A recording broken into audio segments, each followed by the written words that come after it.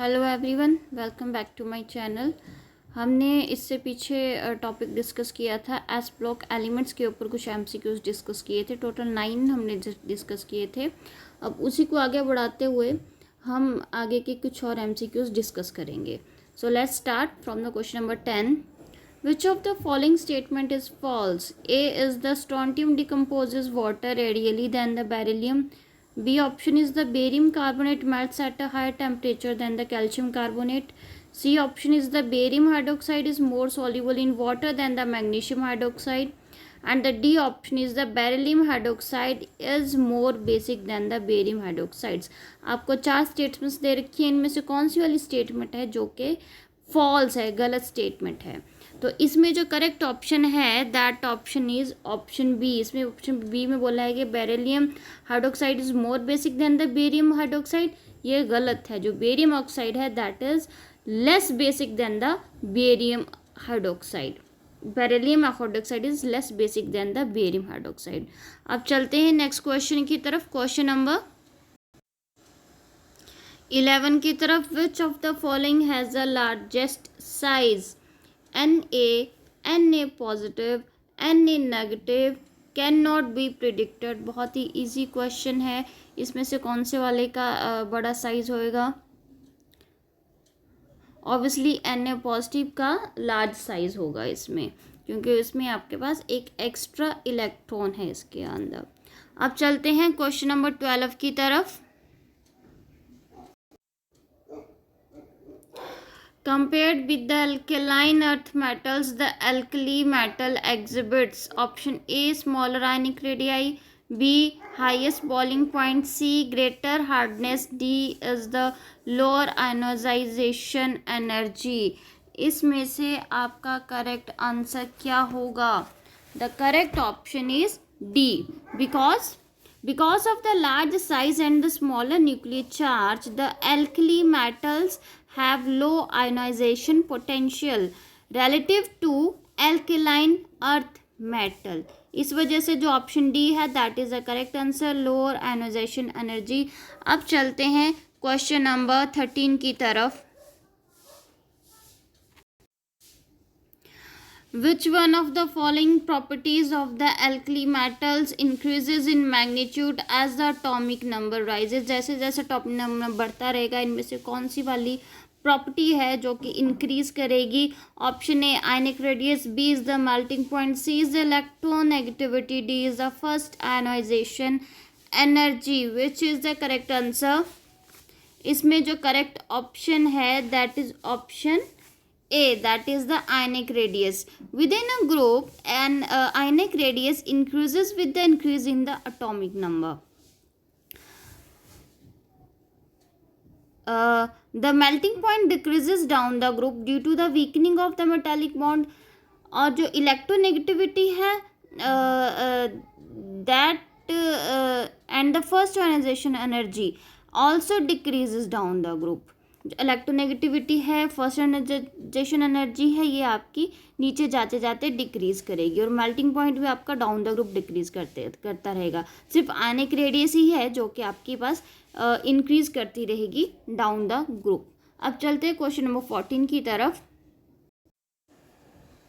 The question number 14 is in Kastner-Kellner cell for production of the sodium hydroxide. Option A, barium is electrolyzed with the PT electrodes, and option B is the barium is electrolyzed using the graphite electrodes.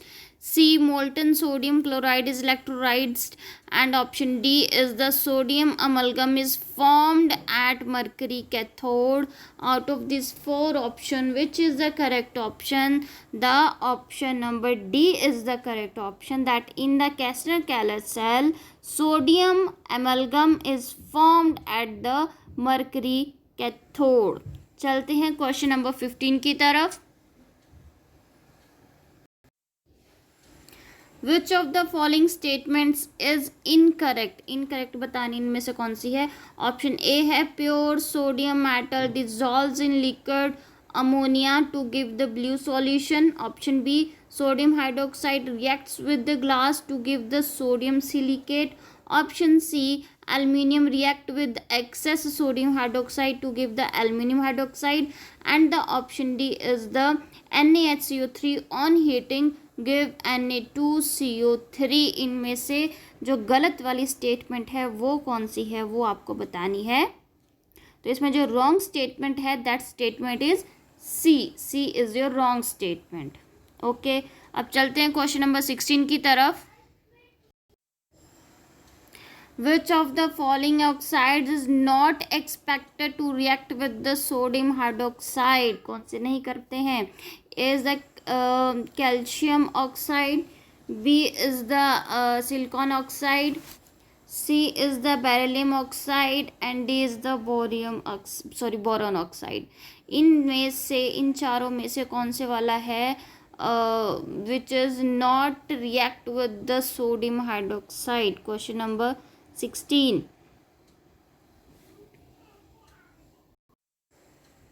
इसमें आप ध्यान से देखिए, जो हमारे पास sodium hydroxide है वो एक स्ट्रॉन्ग एल्कली है जो कि किसी न किसी एसिड के साथ ही रिएक्ट करेगा.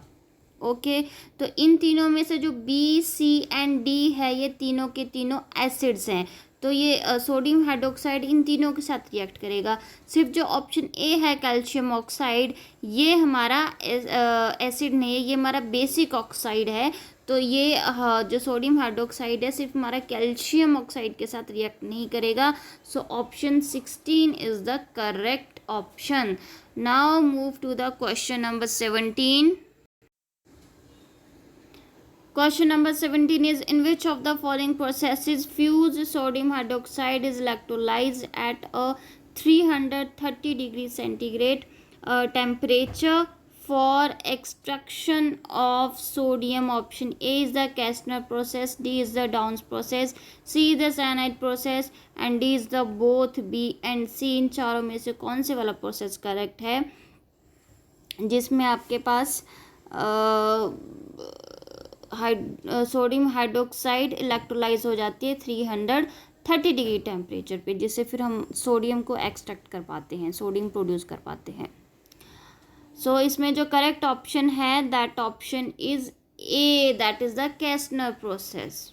ओके, चलते हैं क्वेश्चन नंबर 18 की तरफ.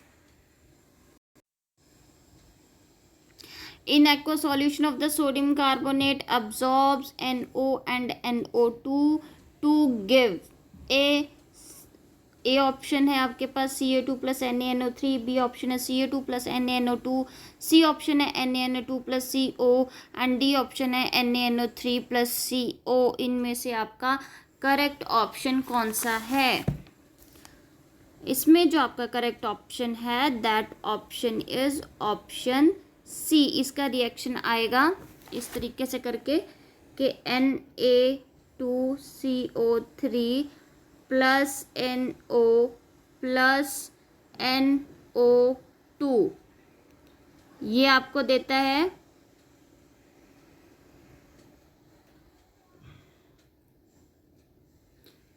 It gives 2NaNO2 plus CO2. ठीक है, सो जो आपका करेक्ट ऑप्शन है that option C is your correct option. अब चलते हैं क्वेश्चन नंबर 19 की तरफ को. Which of the following is known as the fusion mixture? Fusion mixture में से किसको बोलते हैं? Option A is the mixture of the Na2CO3 plus NaCO3, B option is the Na2CO3 10H2O, option C is the mixture of the K2CO3 plus Na2CO3 and option D is the NaHCO3. Correct option इसमें से कौन सा है? Correct option होगा option C. Correct option is the option C, that is mixture of the K2CO3 and Na2CO3. इसको हम fusion mixture बोलते हैं, याद रखिएगा. अब चलते हैं क्वेश्चन नंबर 20 की तरफ. काफ़ी इजी क्वेश्चन है. Washing soda has formula. Washing soda का कौन सा वाला फार्मूला होता है? Na2CO3 7H2O, Na2CO3 10H2O, Na2CO3 3H2O, Na2CO3. इसमें जो करेक्ट ऑप्शन है that option is B, Na2CO3 10H2O. ये हमारा करेक्ट ऑप्शन है.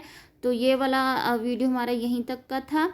अभी हम आगे नेक्स्ट वाले टॉपिक में आगे 21 क्वेश्चन से स्टार्ट करेंगे। आप इसमें से चेक करके दिखाइए कि आपको कितने आंसर इसमें से आते हैं, कितनी अच्छे से आप प्रिपेयर कर चुके हैं टेस्ट के लिए।